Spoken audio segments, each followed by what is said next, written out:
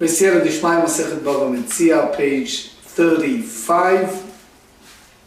Today, a lot of halachot, in the sense of practical halachot, we derive from the discussion of the daf. Here are some examples. A fellow just take a vacations, a room or several properties, and rent them out with a certain price, and then without the knowledge of the owner, he is renting some of those units to other people. The owner comes back, and when he finds it out, he wants him to share the income from that estate. How exactly you treat it?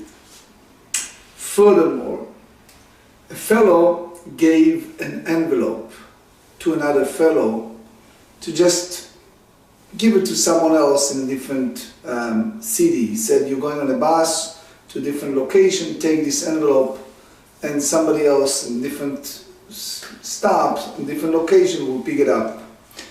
Unfortunately, that fellow on the bus, who was some type of acquaintance or friend, fall asleep. And when he woke up, the envelope wasn't there. So what exactly his responsibility, and that's the subject we discussed in the past daf, if he's unpaid guardian. Furthermore, the whole concept of taking an oath, we're going to revisit in a different angle. Here is an example. It was a great rabbi in the era of the Lithuanian Jewry, the city of Vilnius. He was a rabbi originally in a city called Starshun. Starshun is name of a village in that area, and in abbreviation is called Rashash. There are several different Rashash. We talk about the Ashkenazi one. And he was also business-wise very well-to-do. Turns out that in his city it was a tailor who borrowed for his business needs some money from the Rashash. While the Rashash was sit and study, he did not really pay attention. The tailor put the money he owned within his Gemara, within one of his books. Several days passed by, and the Rashash came after the tailor and he said, pay me back what you owe. And the tailor said, don't you remember several days ago I came, you are very busy with studies, and I put it within one of the books there. And the Rashash said, I never see it, never happened. And he took him to the Beit Din and he asked him to take an oath, and that fellow refused to take an oath at the Beit Din, but he said, I paid you. So time passed, and meanwhile that tailor lost his job, nobody gives him work, and his situation deteriorated. So the Rashash was he tried to see what he can do, and he felt strongly that tailor never paid him back. To make long story short, not much time passed by, and all of a sudden, while the Rashash was studying one of his books, there was many on his shelf, it turns out that the money was there, and particularly in the page that he was studying just several weeks earlier. So the Rashash was really taken very seriously, and he rushed to the tailor and he apologized very much. And the tailor said, too little, too late. What do you want me to do? I meant, he says, I'm going on the shul, on the stage, and going to tell everybody that he said, nobody will take it seriously because it's already stigmatized me in the communities, and people don't look at me, people don't talk to me, and I lost my business, I lost everything. And Rashash was really concerned and heartbroken over the situation. So he said to him, and that's a well-known story, he said, my son, I'm going to take your daughter for my son as a bride. And in those days it was absolutely a big deal to have the community, well-respected Rashash, community rabbi, offer such a thing just to rectify the terrible mistake he made. So again, the derivative from all of that is when it's come to oath, we are very careful. When it's come to a guardian over or suspicion over money, we have to be very cautious. And here we are. I will start on the place we left, which is Bava Metzia, Perek Hamafkid, Perek Shlishi, page 34b, 17 lines from the top of the page. אמר רב הונא, משביעים אותו שבועה שאינה ברשותו. We discussed the Mishnah in a past daf. We have a situation of shomer chinam, unpaid guardian, and the unpaid guardian, he watch over an item, and all of a sudden things turns out that either somebody steal it or it lost. So he can take an oath and be out of any trouble. But instead he decided, as we discussed in the previous daf, to go ahead and to pay it. The moment he paid that, he retroactively acquired the right over potential receiving of double portion, meaning if there is a thief involved, the place was stolen, then by Troalo the thief needs to pay double. Since he paid it, the guardian, he received double. Yet, still, as much as he refused to take an oath, we still impose on him an oath that it's not in his domain, that the item was actually stolen or lost, and it's not in his possession. There is a concern. Mai tama chayshinan shema natan einav ba. We are concerned that maybe he covered the item, and that even, that's a very big novelty, a chidush, that even that bailey, that guardian, agree upon out of his goodwill to pay the value of that estate that was lost. We still think that may happen that he took it because he coveted it, and he figured out he will pay for that. So therefore, the commentators said, the Ramban, Ritva, Ran, they said that that's the reason why we administered to him a special oath to make sure that it's not something that he covered for himself. Now, there is a disputation between the Rambam and the Ravid on this. The Rambam said that Davka bechefetz sheyesh lo tachmod, that specifically applies to an item that we concern over coveting something, that maybe the bailey, the guardian may want to take it for himself, and therefore we should impose that oath. But if that item doesn't carry that potential, so the Rambam said you not impose an oath, versus the Ravid that hold that regardless you need to have a clear administer an oath on him that it's not on his domain, no matter the value of the item or the situation. So now the Gemara challenge what Rav Huna said from 4 different scenarios based on Mishnah in Masechet Shvuot, page 43, 4 different avenues. First, Meitivei, question, Hamalvet chaveru al hamashkon ve'avad hamashkon. Reuven lent money to Shimon, and Shimon gave Reuven a collateral. Talmudic time, it was a currency by the name of Sela. We are using just a current number so we understand.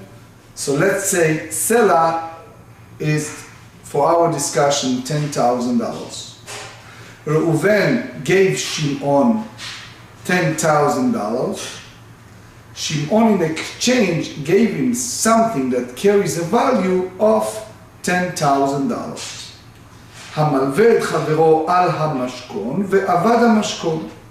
The problem is the collateral, which is the valuable item that worth the exchange of the money that was lent, so that's basically the foundation of the collateral.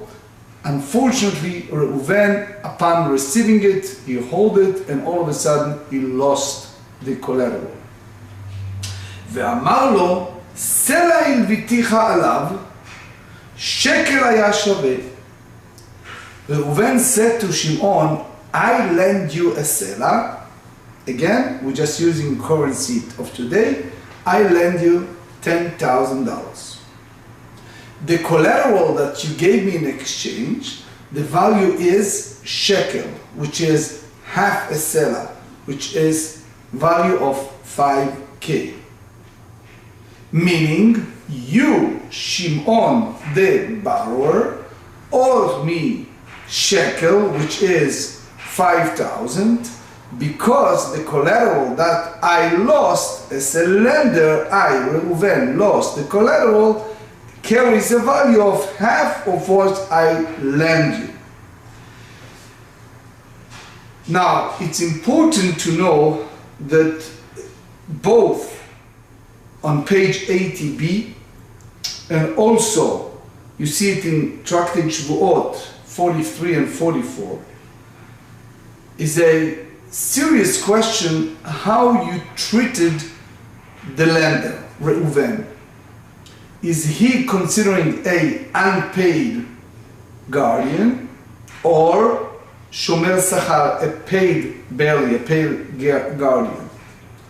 Now obviously everyone agrees that the value, if the value of the collateral match the value of the loan, then it's not even a question. The problem is that the lender said that the value of that collateral was only a half. Vehala omer lo. However, Shimon said to Reuven, the borrower said to the lender, Lo, it's incorrect, ki ela sela ilvitani alav, sela haya shaveh. He says, no. I gave you, Reuven, a valuable item that worth sela, that worth 10,000 K. And therefore, since you, Reuven, the lender, lost the collateral, I owe you nothing. It's very important for us to reflect, to remember what we study in several occasions in the Shas. There is a concept that called kofer behakol, someone who denied any payment, versus modeh bemiktzat, someone who agreed upon some of the claim. Since Shimon claimed that the value of the collateral of the guarantee was equal to the money he borrowed, therefore the oraita and shvuah, you cannot impose an oath by the biblical precept. There is a rabbinic notion, you see it in several places, that it's called shvuat heset, some form of rabbinic imposition, enactment to impose some form of oath. But anyway, that's the first scenario. Second, סלע הלוויתיך עליו, שקל היה שווה, והלה אומר לא, כי אלא סלע הלוויתני, 3 דינרים היה שווה. Here is a little different scenario. Sela, for our discussion, we just said 10,000. Shekel, we said it's half. Dinar, 4 dinar, meaning 25% of Sela, it's a dinar. Shimon said to Reuven, it is true that I borrowed from you 10K, but I gave you a valuable collateral that worth 3 denarii, meaning 7,500. Meaning, that's different. Shimon modeh b'miktzat, Shimon agreed in part. Meaning, he agreed that he gave him a collateral, he agreed that he carries the value, but he said it's not the value that he declared, the value is 75% of the loan. So therefore, chayav, by force of circumstance, the borrower must take an oath. Why? As we explained earlier, because he is modeh b'miktzat. He is the one who will agree upon a portion of that loan. The truth is, later on you see that the requirements of taking an oath applies upon the lender and not the borrower, but we'll go to that soon. Third scenario, Sela hilvitani alav, shnayim haya shaveh, holala. Here is a situation that Reuven gave Shimon, Sela, again, using a currency of today, Reuven gave Shimon $10,000. Shimon said, the collateral I gave you, Reuven, worth $20,000. Now what happened here? Here, this Tana hold that Reuven, the lender, he is a shomer sachar, a paid guardian. Paid guardian responsible for the collateral. Paid guardian meaning that since Reuven received a valuable item that carried in part the loan and in part exceeded more than the loan, just using the current situations, most of the current commercial banks, when they are lending money for, let's say, real estate, they make sure that they never, almost never, lend more than they sum back 75% of the property's appraisal value, some of them even less. But the key is they holding an estate that have more than the value of the loan. So here the situation is that Shimon claimed the guarantee he gave to Reuven carries a double of the value. Now, because of situation like that, we go after the lender. But listen what he said. Vehala omer Reuven, the lender said, lo ki ela sela hilviticha alav vesela haya shaveh. Reuven said, no, I lend you 10K and you gave me a valuable property that worth exactly 10K. Therefore, Reuven said, we are equal. Shimon said, you owe me 10K now. So they said, Patu, the lender is exempt from taking an oath. Why? Remember the same scenario as the first one. He is in a state of no modeh b'miktzat. He is not agree upon a portion of the estate. He said that the estate I gave you as a loan, you gave me a property that carries the same value. So the same mindset. Since he is kofer behakol, he's denied the entire value.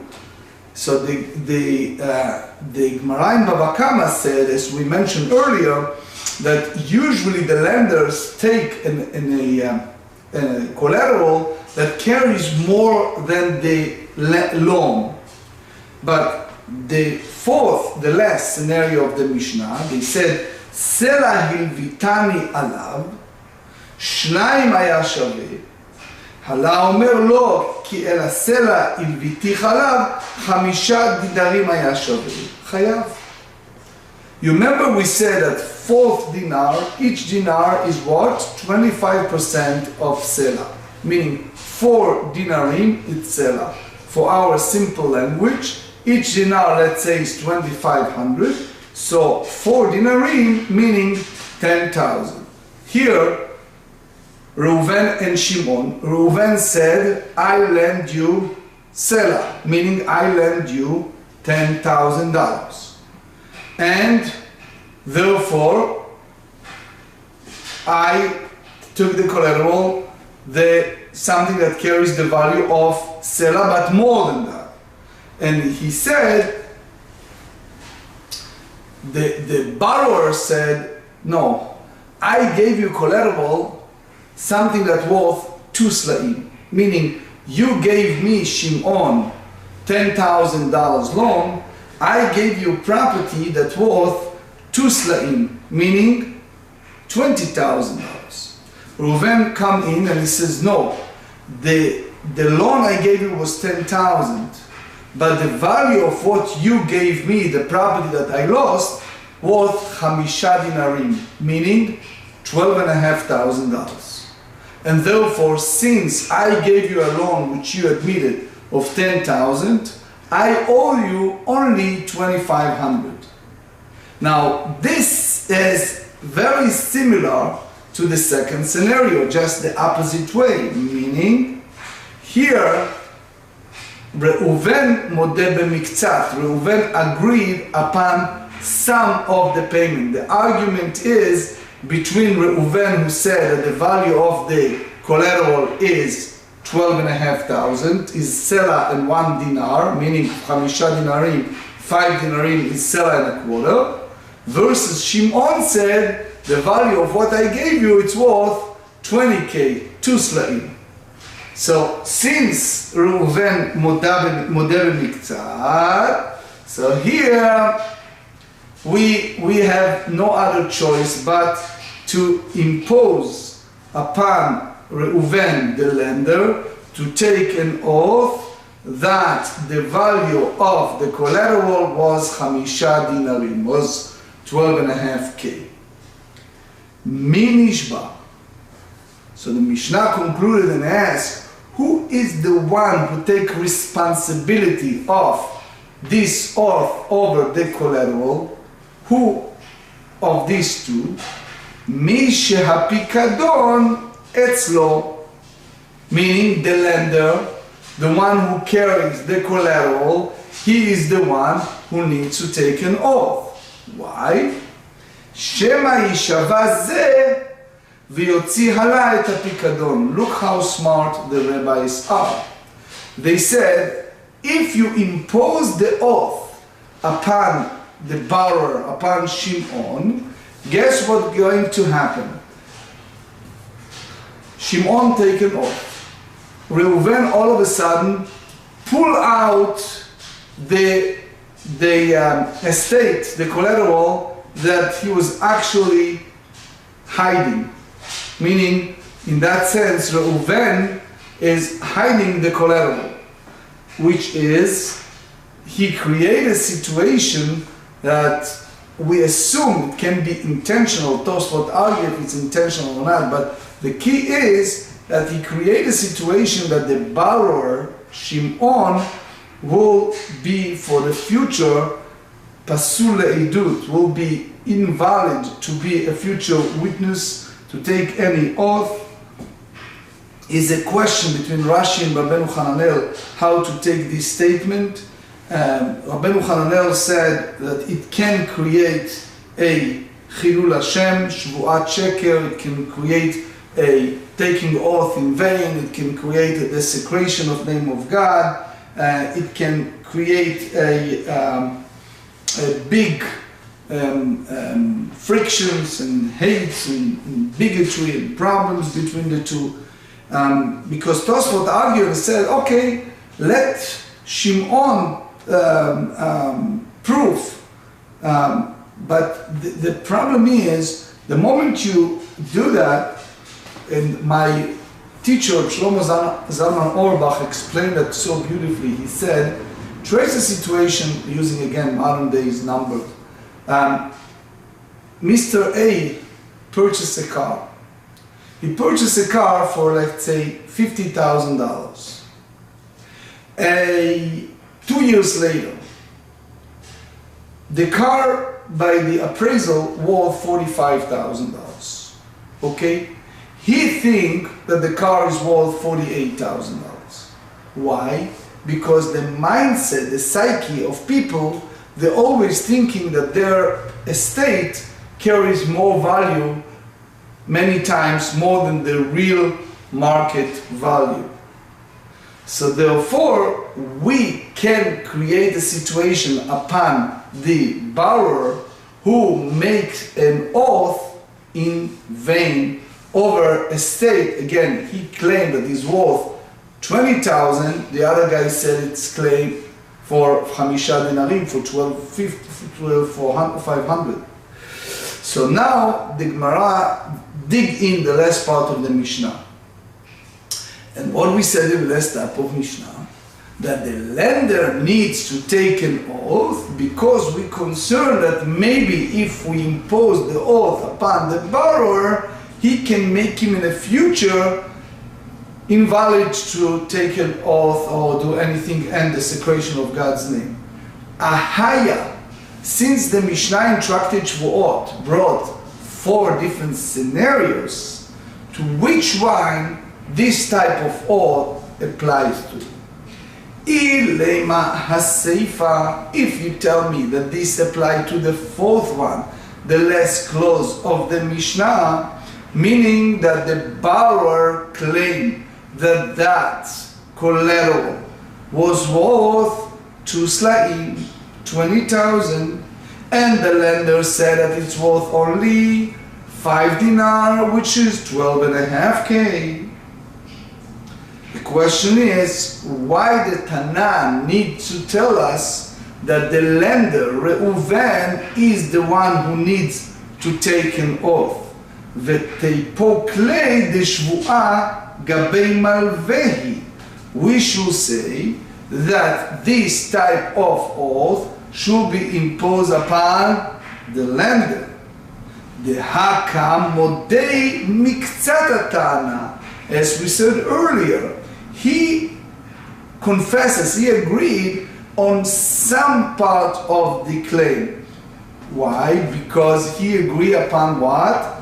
The loan was Selah, was 10,000, and he said 5 dinarim, which is 12.5, which is what you, Shimon, claim that it's basically 2 times. I agree that it's 1.25. I agree that it's 5 dinarim, 12.5, which means by the biblical precept, Shvu'a midoraita, he needs to take that oath. So it cannot be that the Mishnah applies to something that is modeh b'miktzat hatana, that he agrees upon some part of the claim. So therefore the Gemara concluded, Ela amar Shmuel areisha.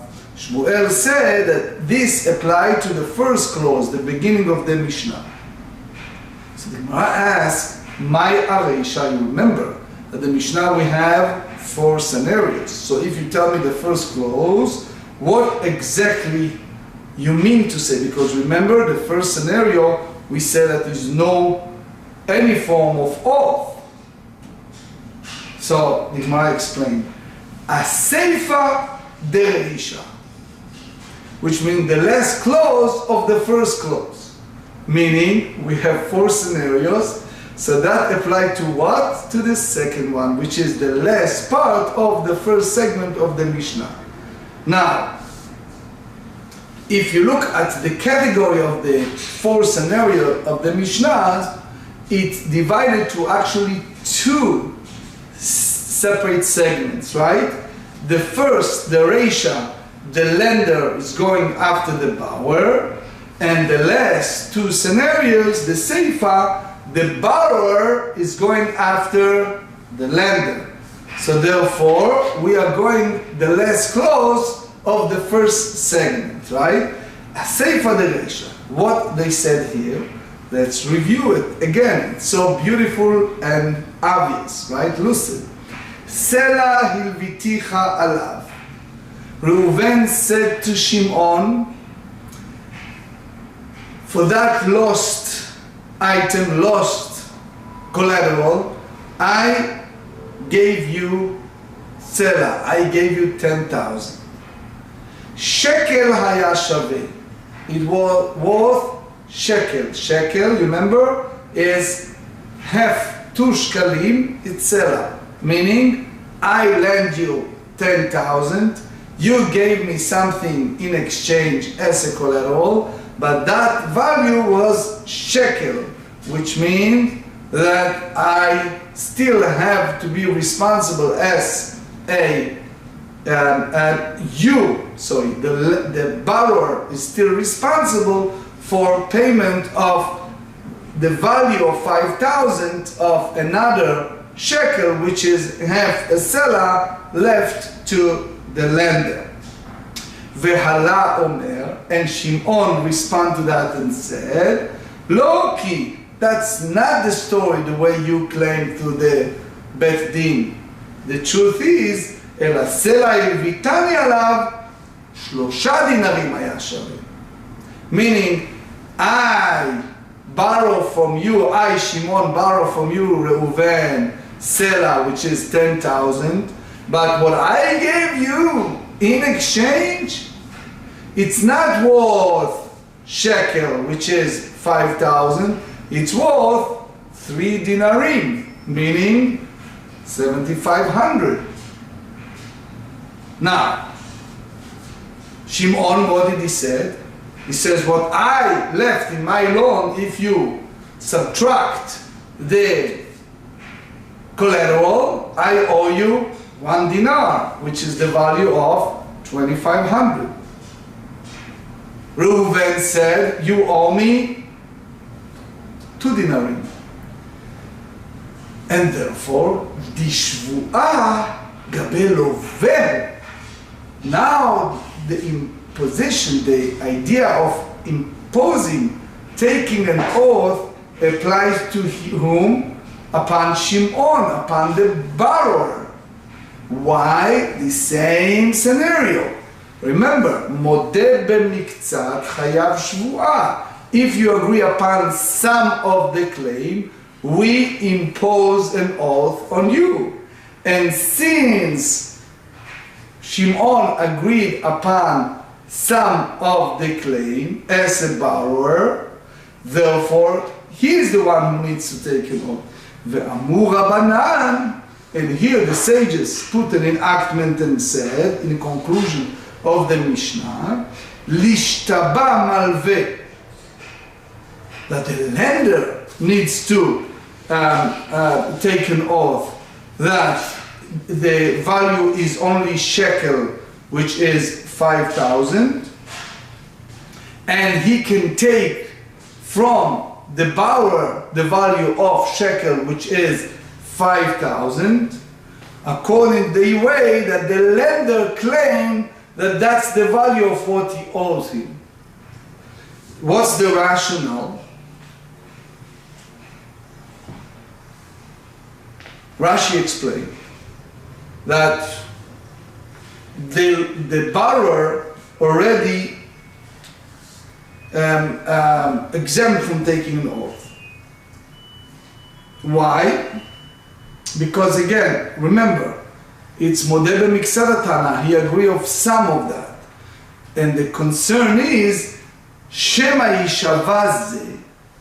If you tell the borrower, Shimon, to take an oath, and the oath by Shimon is what? That the value is 7,500, 3 dinarim, and then v'yotzi alai et hapikadon, and all of a sudden, after Shimon took such a severe act, which is taking an oath that the collateral was worth 3 dinarim, 7,500, guess what Reuven will do? He going to his pocket, to his hidden place, and he pull out the collateral. And by pulling out the collateral, he said to the Beis Din, guess what? See how much I'm right? Ask everyone. What I have here, this is worth only 1 shekel. Now what happened here? He caused a damage to the borrower because after the borrower already took an oath and the oath turned out to be in vain because the oath was the incorrect value, he is now disqualified for the future witnesses, for the future taking an oath, and therefore that's the rationale that we impose the action upon the lender. The Chatam Sofer, the great rabbi of Hungary, Rabbi Moshe Sofer, expanded that. And you see a very similar statement from the late Chebine Rav. He said, the Torah tells us, Et kaspecha lo titen beneshech. Your money, your value, your assets, you should not give with an interest. So the proper Hebrew should be, Et kaspecha lo talve beneshech. Your money, your monetary value, should not be lent to a fellow with an interest. Why did Torah use the word lo titen? So they both go to the same mahalach. When you have all these tricks and surreptitious, clandestine ideas that one party planning against the others, eventually he will lose even the keren, even the principle. Because again, the mahalach is, by the mindset the Chatam Sofer explained, that the malveh, the lender, is in the category of paid, barely paid, shomer sachar, paid guardian. There is a continuation of that thought with the Chatam Sofer expand beautifully in the sugya, the whole concept of osek b'mitzvah, patur min hamitzvah, but let's continue. And ve'im, and if we examine that source from the Mishnah of Tractate Shvuot, now we analyze its connection to the statement of Rav Huna, which we learned earlier. However, if ve'im, page 35, italed Rav Huna, if we follow the view of Rav Huna, he said that the creditor, the one who lent the money, needs to take an oath that the collateral is not in his possession. So what happened then? How we can produce it? כיוון דמשתבע מלווה שאינה ברשותו, היכן מצא מפק לה. Now, the Mefarshim here, you see in the Ritva and others, they add to that in a way he will be embarrassed to put it out and afterward and to claim that, oh, I just discovered it after he taken oath. So the idea here is that the malveh, the creditor, the lender, is not in need to take an oath that the collateral is not in his estate, unlike the view of Rav Huna that regardless the guardian needs to take an oath. Amar Rava, some said Rabbah, it's a different view. If it's a Rabbah or Rava, some said Rabbi Yosef, שיש עדים שנשרפה. Here, it's a situation that we have a witness. They came out and they said that the witness, the collateral was burned. So, if there are witnesses that said it was burned, how you can impose upon the lender to take an oath that it's not in his possession? You have the Shita Mekubetzet explained that you have witnesses that came in and they said, we saw it burning. Now, the Shita Mekubetzet have a big mahalach here that he said that if it's clear, it's problem, but it has to be witnesses that said that they saw it burning, but they don't see specifically the collateral, they just saw the burning of the estate, or they saw something burning that it looks like that, etc., but not 100% clear that it is that collateral. But anyway, you're welcome to see the Shita Mekubetzet here. Ihache meheicha maite la. If that's the case, why is the obligation to take an oath transferred from the one who take the borrower to the creditor? אלא אמר רב יוסף שיש עדים שנגנבה. Here it's a situation that the collateral was stolen, meaning you have witnesses that. So if that's the case, the lender, the creditor, doesn't need to take an oath that that collateral is not in his estate, because there are witnesses that claim that it was stolen from him. The whole mahalach here, the Shita Mekubetzet and others claim here that since that chefetz kayam ba'olam, that estate is still around, we are concerned that the lender will bring it later on, and by bringing, as we said earlier, he can make the borrower looks very bad, and make him disqualified for a future credit, for a future witness and more, taking an oath. So therefore, we impose upon the creditor to take an oath how much is the value of that collateral. But even for that one, the Gemara asks,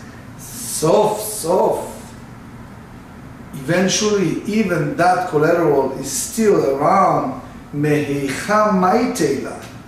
From where will he bring it if tell me it's burned, or if you tell me that it's stolen? How he can exert himself to locate the thief and bring the collateral, thereby providing the borrower took a false oath. And consequently, we can go in the reverse order.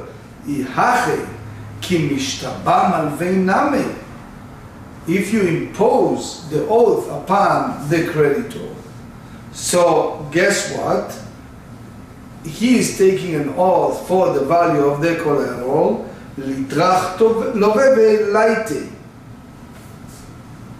So may the borrower make a tremendous, arduous effort, and he come out to Beis Din and he proves that he's saying the truth, and by doing so he makes the creditor looks bad and make him a false witness for future oath or anything related to witnesses. And since in both ways we have the same concern, therefore we have the notion to impose the oath upon the borrower, because he karadin, for the essence of the law, he's the one who need to take an oath. So the Gemara said, Bishlama malve.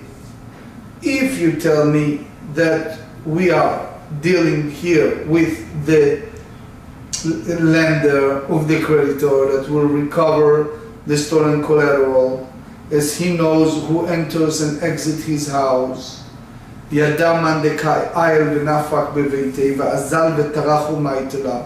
he may have some inclining of the identity of the thief, and therefore he goes and exerts himself and brings the collateral.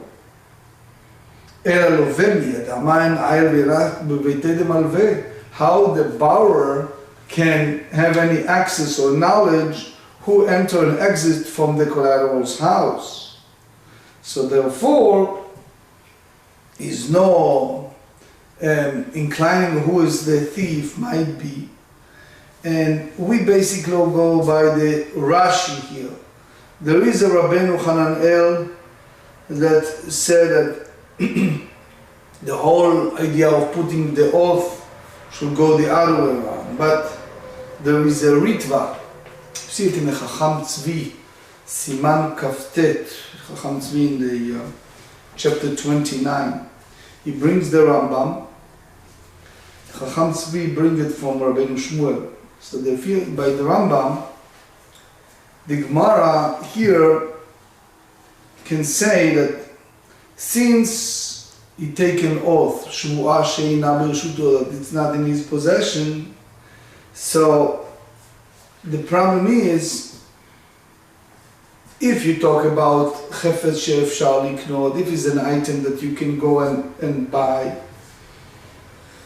so you cannot have the taking oath that it's not in his possession. But the Ritva in Chacham Tzvi explain that usually the argument is over a rare, let's say antique or rare expensive item, that there is a very big difference in its value because it's unique, it's exceptional, it's different, and therefore can go and argue of the value. In general, on this sugya, there is a well-known Rimigash. The Rimigash argue, you have Safar Ledaini, you have the one taking minutes in the Bet Din. And this fellow said that he should take an oath, and the other one screaming and yelling, the claimant said that he is taking a false oath. So how one can take an oath in such a way? We all know the story, we mentioned a little bit in the introduction of the Rashash. There are three Rashash. We talk about the Ashkenazi Rashash. Rabbi Shmuel Strashin is one of the Chachmei Vilna, one of the greatest scholars of early 18th century in Vilna. That it was a tailor that took a loan from him. He was well-to-do, inherited money, and he had Torah and Gedula. And he saw his studies, so he put it in his Gemara, the money that he owes him, and he claimed that he never received it. So he wants him to take an oath, and the tailor refused. And all of a sudden, several days later, the Rashash went and started studying his Gemara, and he discovered the money. He went to the tailor, and the tailor said it's too little, too late. He refused to give him a mechila, to forgive him. He said nobody believed him, nobody believed me. So eventually he offered, he offered his son to the tailor's daughter, just to make sure that the reputation is clean, and he'll give him total trust back in the community. See how serious it is. And that's what the Rimigash wants to emphasize. But anyway, אביי אומר, גזירה שמה יטעון ויאמר לו, אחר שבועה מצאתיה. Here is another rabbinic enactment, that he can come and he said that I discovered it only after the oath was taken. So there is a Rashba and Ritva said that the concern is that the creditor take a false oath, that the collateral is not in his estate. And after the borrower taken oath of the value, then he pull it out and he makes him look bad, the borrower, for future oath and future witnesses. So, and if all of a sudden he said, oh, you contradict yourself, he says, oh, I just discovered it after I took an oath. But anyway, the whole idea of taking false oath, you see much more in the Rashba, Ritva, Rabbeinu Hananel, and others. Third explanation, Rab Ashi Amar, זה נשבע וזה נשבע. זה, the creditor, נשבע, taken oath, שאינה ברשותו, that the collateral is not in his estate. וזה, the power נשבע, כמה היה שווה, the real value. והחלק אמר, and that's the way the Mishnah speaks when they ask the creditor to take an oath. Min nishbat chila, who is the one who take first, the first oath? Who is the first one? Malve nishbat chila, the creditor. Shema yishava maybe otherwise, if the borrower take an oath, yotzi hala et hapikadon. So the other party, the creditor, will produce the deposit. So the Shvut Yaakov have a big mahalach, a big write-up. If you have two people that need to take an oath in a Beis Din, and one oath is midoraita, it's biblical, and the other oath is midrabanan. So who is the one whom we, the Beis Din, impose the shvuah, the oath, first, based on our sugya? Anyway, Shvut Yaakov. So the Gemara continues and said, Rav Huna bar Tachlifa, Mishmei de Rava Amar Reisha v'Sevet Yufta de Rav Huna. Both the first and last clause of the Mishnah is a conclusive refutation of the opinion of Rav Huna, because it said that the creditor is obligated to take an oath, the collateral is not in his possession. Because he said the borrower to the creditor, you lend me selah, as we said 10,000, and the value was double the collateral. The lender said to him, Lo ki ela selah v'tichala v'selah shaveh patu, says I lend you selah, the value is selah, so therefore the creditor is exempt from taking an oath, because he is not modeh b'miktzah. והמיתה לרב הונא מיגו דמשתבע מלווה שאינה ברשותו להשתבע נא מהגלגול שבוע כמה היה שווה. Here is the טענת מיגו, because if he said I loan you a cell, right? So the creditor takes an oath that the collateral is not in his possession, so he should also take an oath by means of the extensions of an oath that's called gilgul shvuah, we explained many times, as to how much the collateral was worth. As one obligated to take an oath can be forced to take another oath as well, they use that opportunity to impose another oath. If you remember, we learned in Kiddushin 27 and 28 that if someone has a court case with two claims, so one require him to take an oath, we impose another oath for the second one, even independently doesn't need to. So here we have a two claim. Number one, I cannot give you the original collateral because someone stole it. I don't have it in my possession. Second, he said, I don't need to pay you the value of that collateral because the value, it's exact value of my loan. So since the first claim required him to take an oath, so therefore, why not, Rashi said, why not impose on the second one, meaning גלגול שבועה, the value. Rav Ashi Amrita Lishmata Kamei Rav Kahana, that's the sugya that was presented to Rav Kahana, ואמר לי, תהה במאמינו. He says, the case where the debtor will trust the creditor that the collateral is no longer in his possession. So the Gemara challenged that. It says, Tosfot here, the Ritva explain on that, but anyway, the Ran, ונהמנה לווה למלווה בها, כמה היה שווה? זאת אומרת, זה לא קיבלה בגבי. It's not certain about the value of the collateral, because it's not belong to him, which is why the debtor does not rely upon him to take an oath concerning the value.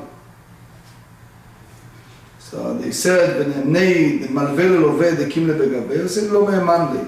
Does not trust the other party. The lender does not trust the borrower. Why you say one part is a few girsot, there's girsah ma'ishna malveh me'eman leloveh, ma'ishna loveh lo me'eman leloveh, there's few girsot. Gemara says, "Loveh mekayim v'malveh tumat yisharim tamchem." There is a pasuk in Mishnah in Proverbs chapter 11 verse 3. They said, but the perseverances of the faithless shall destroy them. So the creditor believes that the Almighty made the other party, the borrower, poor because of his deceitful person. מלווה מקוים בבלווה וסלף בוגדים משדם. Again, the first part is the integrity of the upright shall guide themselves. It's a big argument on that. There's a famous statement of Nachman of Breslov. Nachman of Breslov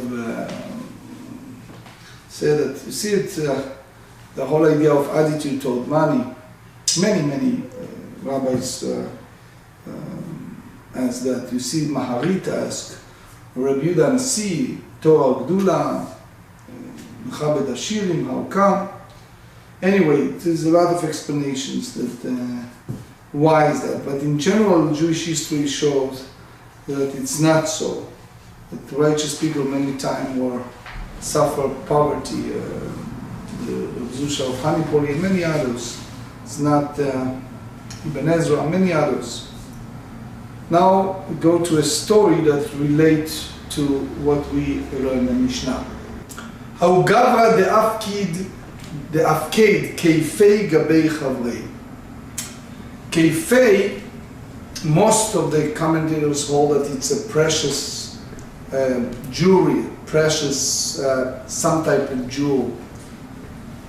There are some argue over the exact definition of the keifei, but in the context, it has to be that it was a fellow that deposited a precious jewel by his fellow friend. Amarlei, let's use name, Shimon, who deposited to Reuven that precious stone, said to him, Havli keifai, give me back my precious jewel. Amarlei, lo yadana heche otivinu. I don't know where I put it. Which unfortunately happens. People naturally forget. We learned several times in Shas the subject of Makom HaMishtamer. There is a certain location, people know or person knows that's a safe location. But here he claimed he's not sure where is it. Atar Kamma Rav Nachman, and we explained many times in the Talmud, Rav Nachman was the very respected Av Bedin, rabbinic judge. So Shimon, who deposits that, he took the Reuven, the guardian, to court, to rabbinic court. Amar li Rav Nachman said to Reuven, Kol lo yadana pshiutai.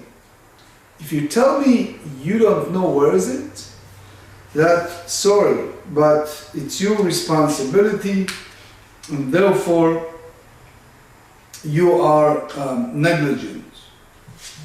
So there is a different views in the idea of negligence. Netivot HaMishpat in Siman Rish Tzadik Aleph in 291 try to speak about mazik gamur, that is total negligence. It's a difference between meiri, ritva, and others. What exactly involved here? There is a notion that if he puts it in the ground, it's considering makom hamishtamer, a place that is totally safe. Not everyone goes along with this idea, because there is a notion that said, like the Rambam, others said, well, if you put it in certain location, you have to make sure that you remember where you put it and what's exactly happened. You are responsible for putting it in a place that you don't remember where you left it. But as we said, it's a different view what exactly transpired here. If that apply pshiuta, the negligence, when the guardian, is not sure if you put it in the place that it's safe, or it's the merely fact that he put it there. Anyway, so Rav Nachman said, as long as you don't know where it's located, it is your responsibility, it's your negligence, and you're responsible for that. Therefore, zil shalem, go and pay the value of that precious pearls, stones. Lo shilem. Unfortunately, the guardian did not pay. Azal Rav Nachman, those days the rabbinic court had a lot of power, so Rav Nachman is the head of the Bet Din, went ahead, Agbei le'abdenei minei. So he ruled, he ordered the one who deposited the precious jewels to go and collect his mansion, his great estate from him. Okay, lesof, eventually, ishtekach keifei. All of a sudden, they discovered that jewels. Ve'iko. Now, guess what happened? The Ritva explained, after they collect the value from the guardians, all of a sudden, those jewels get high. So the guardian claimed that the difference in the value belongs to him. Amar Nachman, hadrei keifei lemarayu, vehadra aparna lemarei. Nachman said, okay, let's not have a big war over that. Each party gets back his estate. The jewel go back to the one who deposited. The big mansion will go back to the original guardian, meaning that the one who deposits gets the difference in the value of the jewels. Amar Hava yativna kamei de Rav Nachman. When that case happened, I will sit before the great Rav Nachman, uparkin hamafkid hava. And at that time, as we read in the previous daf, we just study that chapter, the hamafkid, the chapter we study now. Torah Chaim expanded that and said that it was a short answer and it was a need for expansion. Amrilei, I said to Rav Nachman, I challenged and I said, we learned in the Mishnah, Shilem velo ratza liishava. What we learned that if he, the guardian, he paid the value of that deposit and he refused to take an oath. Remember we studied it, so he retroactively acquires the right over double portion if it was discovered later on by the thieves, right, that paid double. So, meaning when that guardian paid the value of the jewel, it will be his profit for that profit margin. Velo ahadar li. Rav Nachman did not answer me as the question was not worthy for an answer. Guess why? V'shafir avad lo hadar li. Rava continues and said, it was good that he did not answer me. Mai ta'ama. Why you cannot juxtapose this scenario to the one we learned in the Mishnah? Hatam, over there, the rule in the Mishnah, lo atreche lebeit dina. The guardian did not make the effort to bring it to the Bet Din, that they should be the one who collect the payment, but he pulled out of his pocket and paid. So therefore, retroactively, the one who deposited, and later on it was a thief, they paid double, he retroactively gives him the acquisition of the right for double payment. Versus Hacha, here by this scenario that happens before Rav Nachman, Atreche lebeit dina. He imposed all the inconveniences to go, the owner, and compel him to go to the rabbinic court, and as a result, the owner does not transfer ownership of the deposit to the one who deposited. So the grandfather of the Chacham Tzvi, the Sha'ar Ephraim, he, based on this sugya, we have a big write-up. In the case of two partners, they have a state that involved with chametz, with leavened bread, and one partner said to the other, I'm counting on you to do all the needed in order to sell the chametz, put it in the storage, put it aside, etc., etc., and then after Pesach, after Yom Tov, we get it back, etc., etc. Unfortunately, the other partner forgets him. He forget all about it. And after Pesach, now it's Chametz Shavar Alav Pesach, he can't use it. So he took the other partner to Beis Din. So he asked, based on our sugya, do you call it negligence, pshi'ah, or honest behind his control? Because the same way, if the value, the market value of the estate, as we learn, going high, it can go the other way around and lose. But anyway, he have a big write-up based on our sugya, Sha'ar Ephraim. Anyway, Lememra de Savar Rav Nachman, the Shuma Hadar. So here the Gemara asks a question: is this to say that Rav Nachman hold that after the property is repossessed in order to pay the unpaid debt, based on the rabbinic court appraisal of the article's value, it is returned to the debtor, pay the debt? So the Gemara rejects it, says, Shana de Shuma Betaut Ava. The whole idea of collection of that mention was a mistake. Why? Because the whole come with the notion that those jewels were lost, and therefore the guardian needs to pay the value. And eventually it came out the kahava keifa miikara, that those keifa, that those jewels was there, meaning at the time of the collection it was in his estate, in his house, and he never commit himself to pay the value. So therefore Rav Nachman rules that each party gets back his estate. One who owns that mention will get it back, and one who had deposited jewels get it back.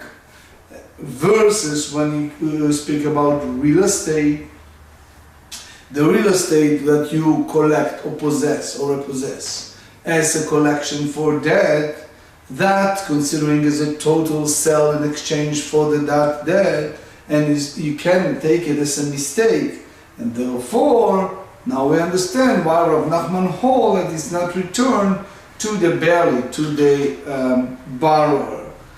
All of that is based on the Rashi understanding of the sugya. It's important to know that the Ritva, Ramban, they hold that even if it was stolen and the thief was discovered, they found the thief, it's considering a shumat ta'ut, it's a mistake, and therefore it go back retroactively, and therefore you cannot compare to a regular debt that if the borrower came to pay the debt, therefore the whole collection will not take place. But anyway, we'll just go over the very basic of Rashi understanding of the sugya. There is a beautiful book called Avnei Yashpeh, and he has a big exchange of letters between him and the late Rav Braun. The case was a real case of Reuven. He sent with Shimon an envelope. You see it in very common those days in Israel, but it can be anywhere else. You have, for example, a service, taxi service, bus service, from, let's say, from Yerushalayim to another city, let's say Ashdod, Bnei Brak, and others. So Reuven knows Shimon, and he says, Shimon, here is an envelope. when you get you go off the bus in Ashdod, Levi will wait for you in Ashdod or in Bnei Brak or whatever it is to collect that envelope. This is no problem. So Reuven gave that envelope to Shimon, and Shimon slept throughout the travel. When he woke up, the envelope was not in his hand. Or another scenario, that someone gave an expensive package to another person, unpaid barely.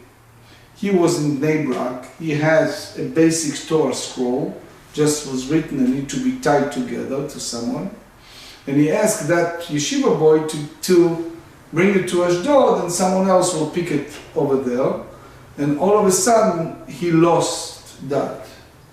So the question is, do you treat it as a pshi'ah, as a negligence, or honest beyond his control, especially if you tell me that he's unpaid barely, he's unpaid guardian, shomer chinam, it's still chayav bepshi'ah, still is responsible. And that's a big question, as we said in several sessions.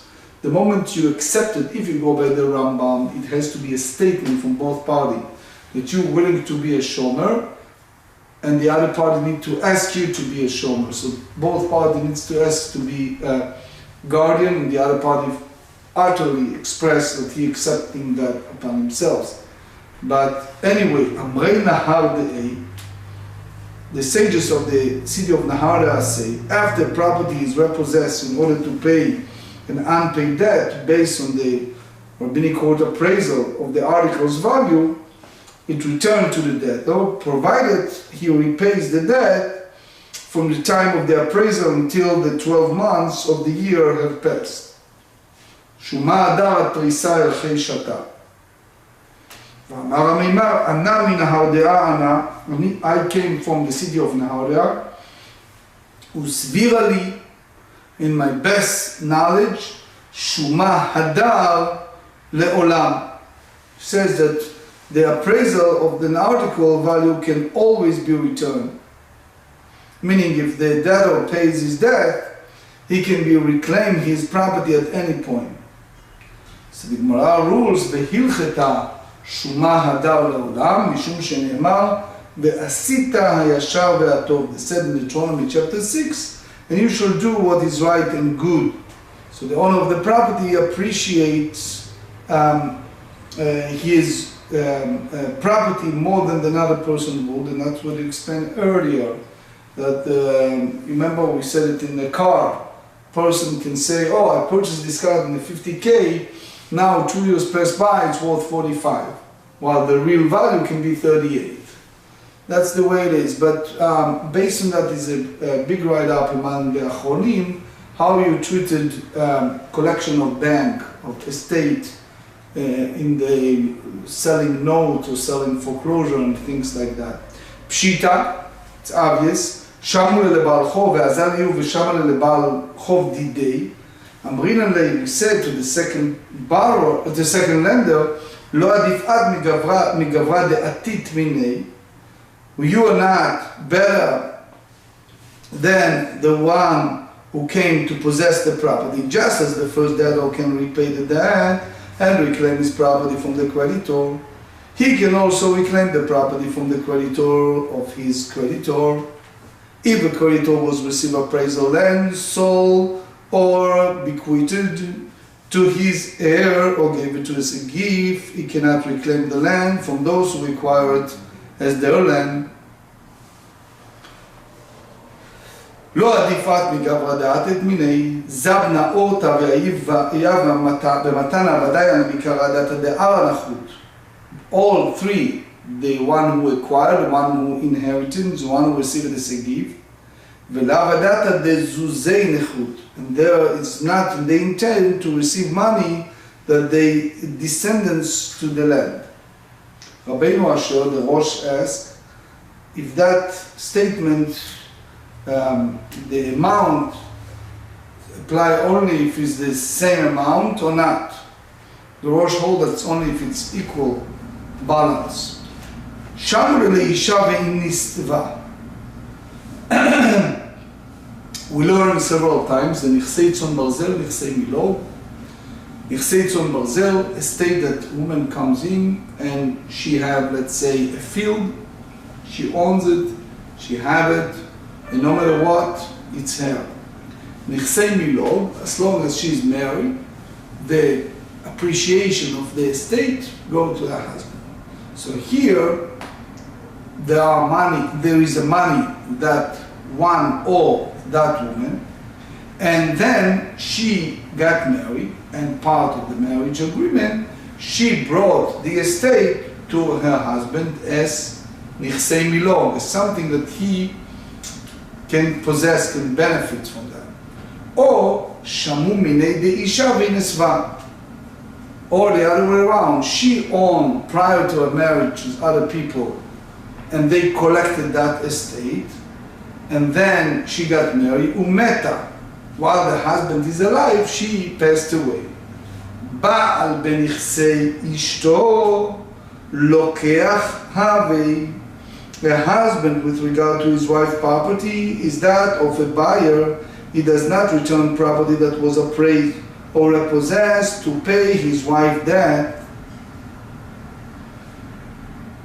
לא מהדר ולא מהדרינן ליה. We do not return to him property that was repossessed.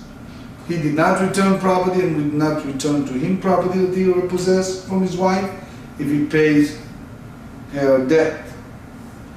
The source, the אמר רבי יוסי ברבי חנינא באושה.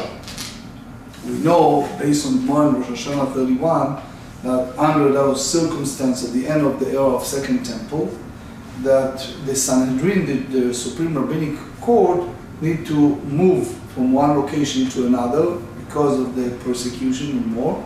So they traveled to that northern Israel place in Galilee called Usha.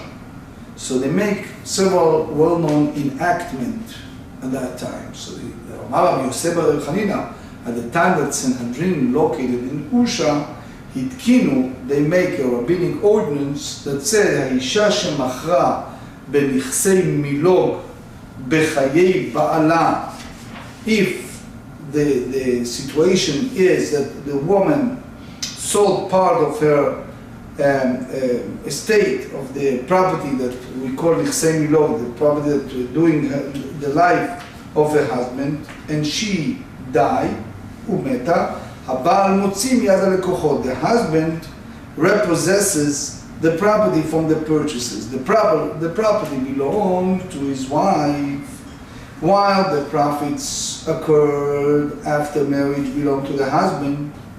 So consequently, the woman does not have the right to sell the property as long as they are married. If she sold the property and died, and the husband is her heir, the sages instituted that his legal status is that of a buyer and not as an heir. His rights to the land precedes those of the subsequent buyer. So he repossesses the land and reimburses them the sale of the price of the property. Meta בעל מוציא מיד הלקוחות. So is the story about the Maharsham. Maharsham is involved as a great head of rabbinic Bet Din. Was a fellow that he was very well to do in business, and he had only one daughter. So he searched for a Talmid Chacham, for a Torah scholar, and he gave a very big nedunya, very big sum of money for that marriage. And the daughter took that money after they got married, and she was very much invested in the business, and she was very successful. Then unfortunately her husband passed away. The husband had heirs, can be many ways. I'm not sure about that particular case, but can be children from previous marriage, can be a brother or sister, can be a lot of family members that claim over the estate of the husband. So they took the wife to the court of Maharsham, And they claim that they are part of the estate. Now, the question is, as far as the Nedunya, if it's a real heir, they can claim to have part of that. But if it's the profit that came out of her investing the money that the father gave them in the business that generate income, so the argument is Metziat Isha leBaala. If she has some estate while she's married and the husband has the right to that, we understand that. Or if those heirs are Smuchim al Shulchan Avihem, if they are independent heir. But here, Metziat Ha'isha Lemi, the profit that she made over that original Nedunya, all that profit in addition to the original sum of money, that a big sugya, big discussion, Maharsham expand on that based on our discussion here.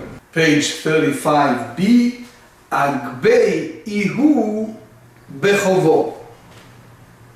Here, another case of Shuma Hadar, which is when the debtor, not the court, authorized his creditor to repossess the land for his debt, and now he seeks to pay his debt and reclaim it.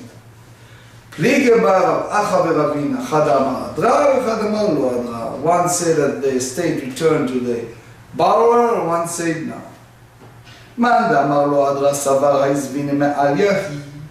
Said that his mechira gmura is a total sale. The hamidata de nafsha agbei, because the borrower gave that estate miyozmato, of his initiation, in exchange for the money that he owed him, and therefore he cannot abrogate it, cannot annul that sale. Uman de amar hadra, and one that said that it returned the estate, savar lozvine me'al yahu. He said that it's not a full-fledged sale.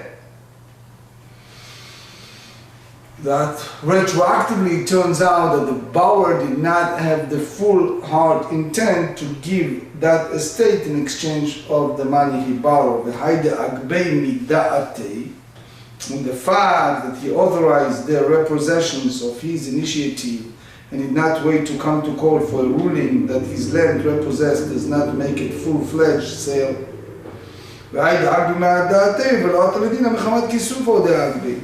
It's because he was very embarrassed that he authorized the repossessions. Now, the Beit Yosef in Choshen Mishpat 103, based on here, the Rashi, he said that the whole idea of tircha, that the lender take the other party to the bedding with all the agmat nefesh, with all the aggravations involved, even he is immediately willing to give him an estate, it very clear that it wasn't in his wishes, and therefore it returns to him. But anyway, from when he does consume the produce of that land,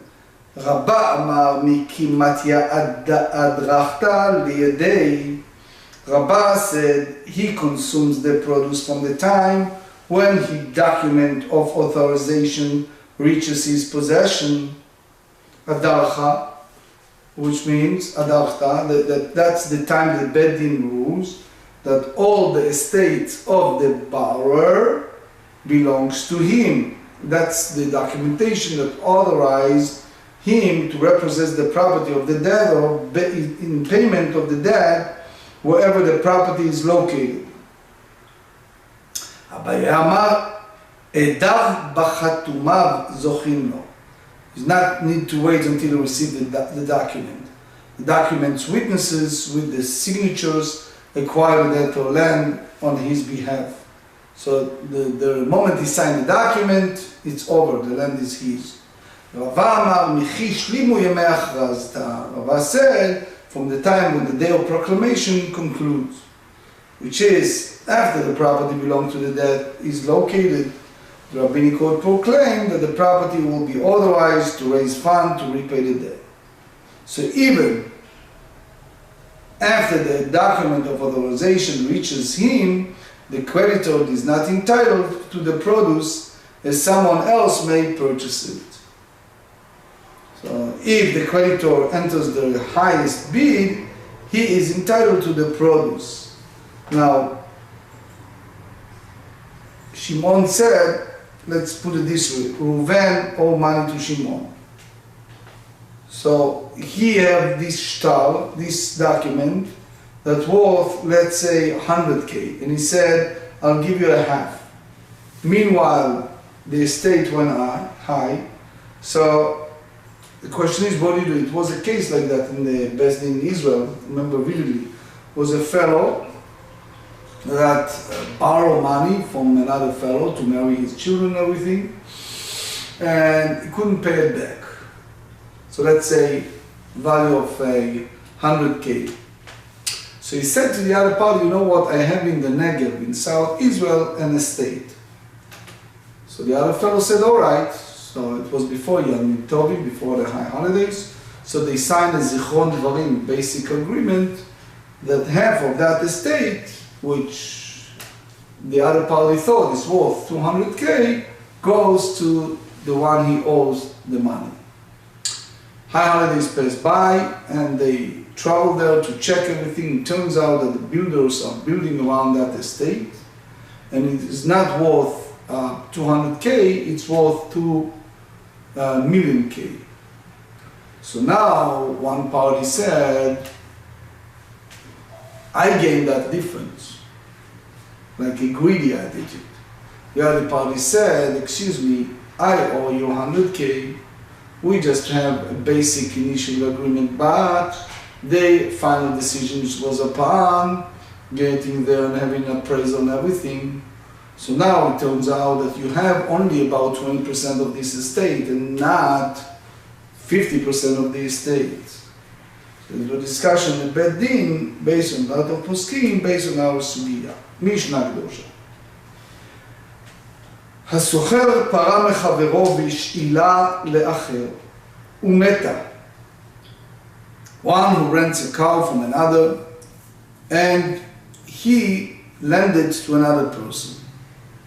כדרכה ומתה כדרכה, which means not מחמת מלאכה, it's a typical manner of natural causes in the possession of the borrower. יישבע הסוחר שמתה כדרכה.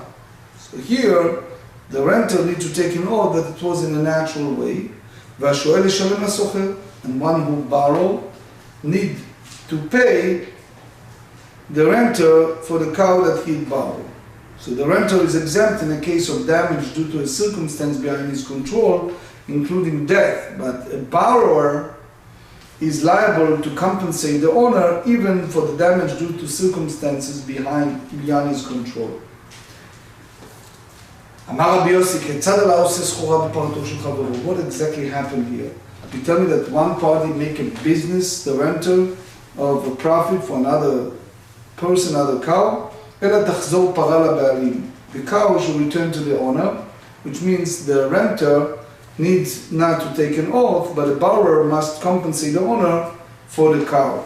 So Tosfot explained the difference in Machloket, but it was the rabbi of Lemberg, the Beit Yitzchak, asked, based on Gemara in Ketubot, if someone is a guardian of animal that is designated to be shor niskal, meaning it doesn't have a value, and someone steals it, so he still needs to pay, based on the idea davar gorem mamon kemamon dami.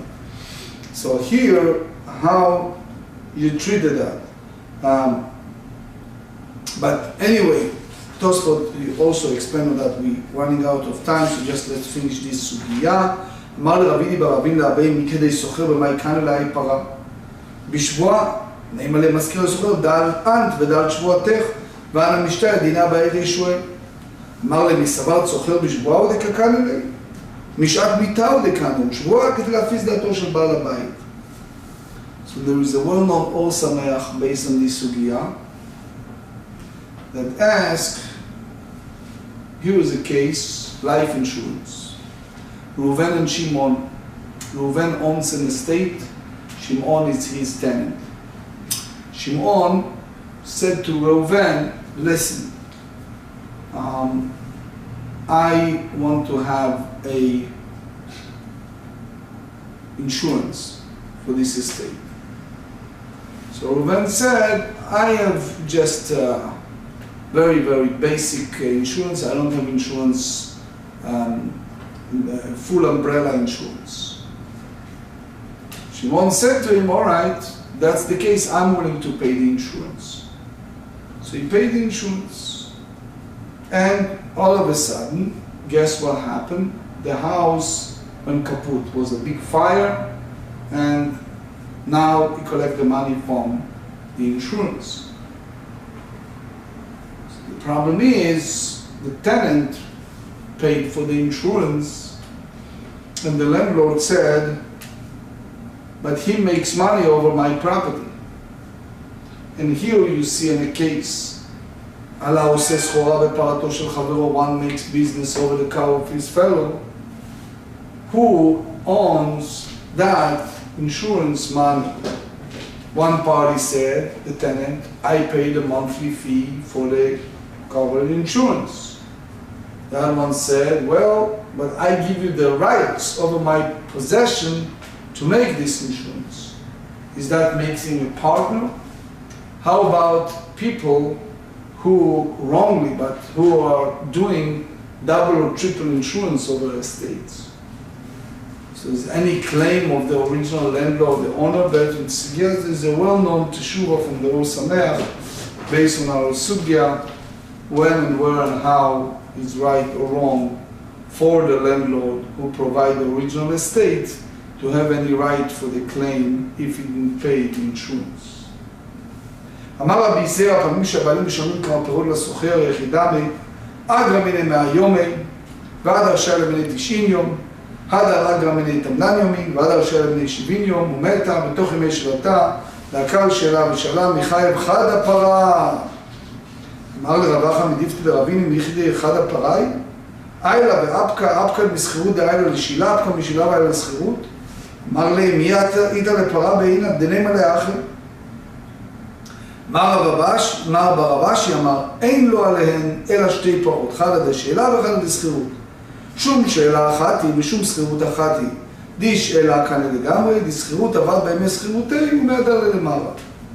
So דברי ישראל, they ask a question with someone who rent several places, vacation places, and he gave X amount of money, let's say $2,000 for 5 different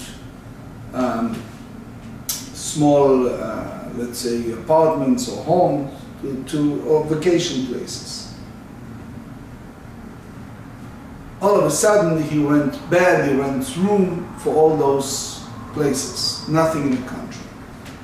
So the Rema, Rabbi Moshe Weisblum rule that it's okay by the din, by the dry law it's okay.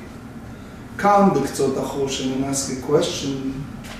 If you follow the view of Rabbi Yossi that we learned today, הכיצד עושה אדם סחורה בפרתו של חברו? Even if you tell me that there is nothing written in the contract between the two parties.